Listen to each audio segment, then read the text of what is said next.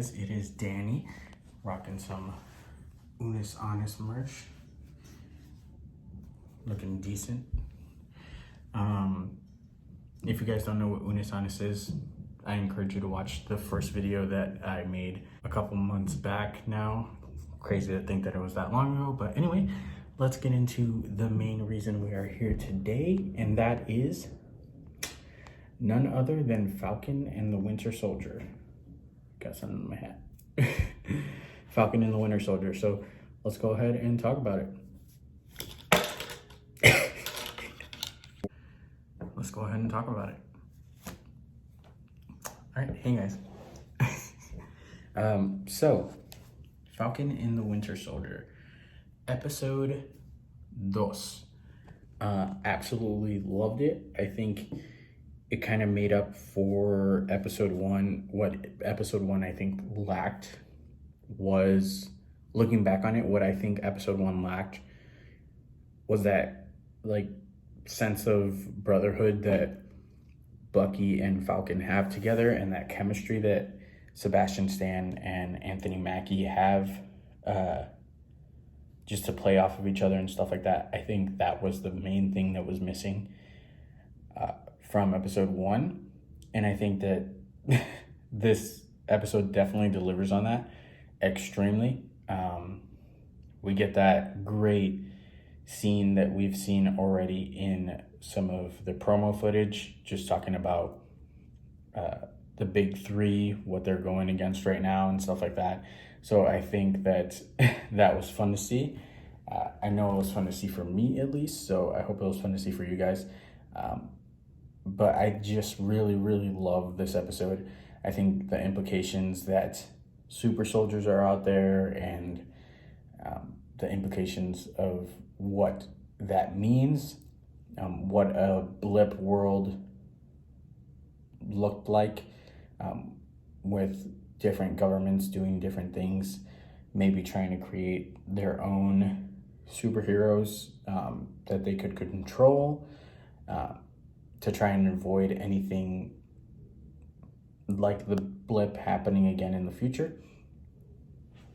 So I do think that maybe the intentions behind creating super soldiers weren't horrible, but the end result was a bunch of super soldiers who think the world was better off post-blip than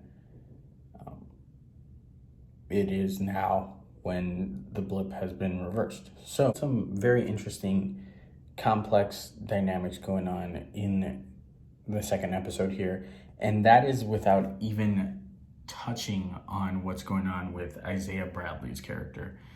For those of you who don't know who Isaiah Bradley is, he is Black Captain America, or Captain America before Steve Rogers was Captain America. And kind of just like in the comics, in real life, he was kind of pushed back, pushed down, and not really talked about much. And the reason for that was because he was Black.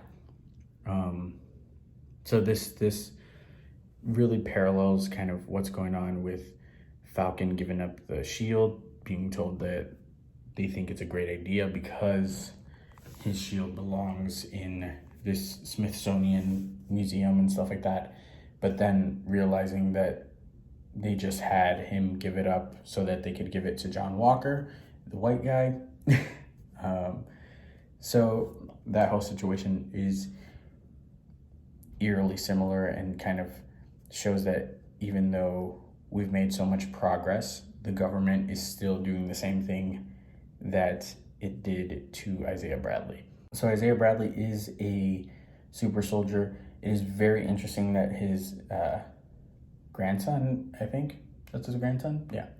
It's very interesting that his grandson showed up in it, because he is Patriot in the comics. So another Young Avengers nod right there. I definitely think that he will play a major role going into the future. I'm not sure if they'll have this actor portray him. Probably not, just with the way that the MCU has been switching out their actors all willy-nilly for these young Avenger roles, kind of giving them to bigger faces or just more notable faces or whatever it might be. So we'll see what happens there. But I do think that Elijah Bradley, I think his name is, will be a major role going forward in the MCU, kind of taking up that mantle of a Captain America figure for the Young Avengers.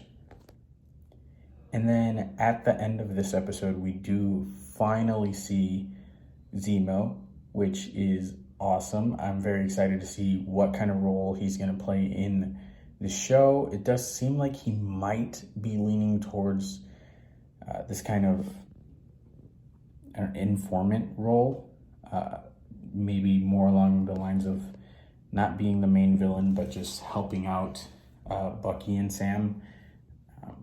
So we'll see what happens there. But he is Zemo. He doesn't want superheroes, so we'll see what happens. I don't think that he's the one that created these super soldiers at all. He is kind of doing the opposite. He wants to get rid of superheroes and superpowered individuals, so I don't think he would go out there and create a bunch of his own.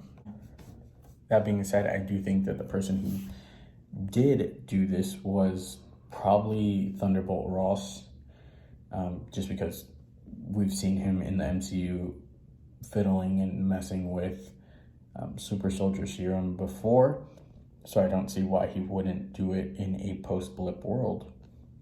It just makes sense. It just clicks in perfectly. And then we'll see Black Widow, I think, explore a little bit of Thunderbolt Ross and his role in the MCU going forward as well. So very interesting things coming up. Very excited to see where this next episode takes us. But let me know in the comics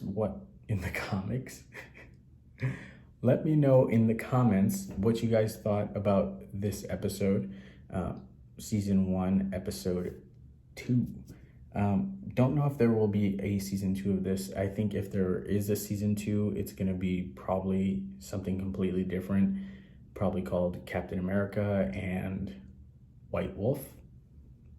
Just a guess. But we'll see what happens. All right. Peace out, guys. Let me know what you guys thought. Love you. Keep each other safe. Stay safe. Bye. I just noticed I did not give this a proper score. So I think the score I'm going to give it is a 9 out of 10. I think it definitely picks up in all the ways that you needed it to. You have your Captain America shield throwing scenes, which I think are amazing. John Walker, even though I don't like him, which you're not supposed to, I do think that him throwing the shield still does look badass. I think anyone throwing that shield looks badass. So definitely love to see that. And then also love to see just Bucky and Sam together, bantering and stuff like that. So I give this a 9 out of 10.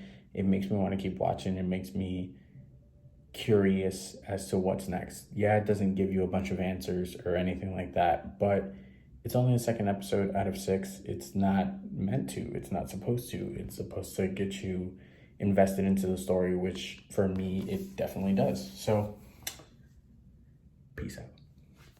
Unis honest, baby.